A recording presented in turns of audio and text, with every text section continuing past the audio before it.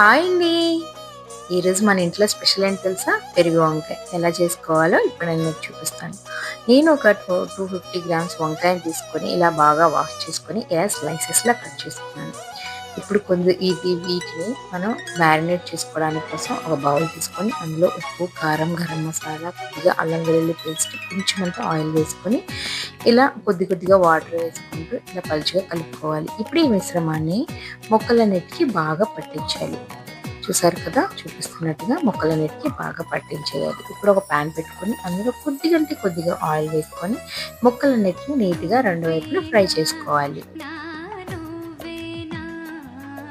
ఇలా నీట్‌గా అరేంజ్ చేసుకుంటూ ఒకటి తర్వాత రెండో పక్కకి తిప్పుకుంటూ లిడ్ క్లోజ్ చేస్తూ వీటిని బాగా ఫ్రై చేసుకోవాలి. ఈ మొక్కలనేవి మనకి సాఫ్ట్ అయిపోయిన తర్వాత పక్కన పెట్టుకుందాం. ఇప్పుడు మనం ఇందులోకి కొద్దిగా పెరుగు తీసుకొని బాగా లంప్స్ లేకుండా బాగా నీట్‌గా కలుపుకొని, ఇప్పుడు ముందుగా మనం ఏదైతే పెట్టుకున్నామో వాటన్నిటిని ఒక పక్కన తీసుకొని, ఇప్పుడు పెరుగులోకి పోపు అనేది వేసుకోవాలి. కొద్దిగా ఆయిల్ వేసుకొని, అందులోనే కొద్దిగా ఆవాలు, జీలకర్ర, కరివేపాకు, ఎండుమిర్చి, కొద్దిగంట ఇంగువను కూడా వేసుకొని, బాగా పోపేసుకొని, ముందుగా మనం కలిపి పెట్టుకున్న పెరుగులోకి వేసుకోవాలి. పెరుగులో నేను కొద్దిగా పెరుగుకు తగ్గట్టు సాల్ట్ కూడా వేసుకున్నాను. ఇప్పుడు ముందుగా మనం ఫ్రై చేసుకున్న ముక్కలు ఇందులో వేసుకొని 10 మినిట్స్ తర్వాత సర్వ్ చేసుకుంటే చాలా బాగుంటుందండి.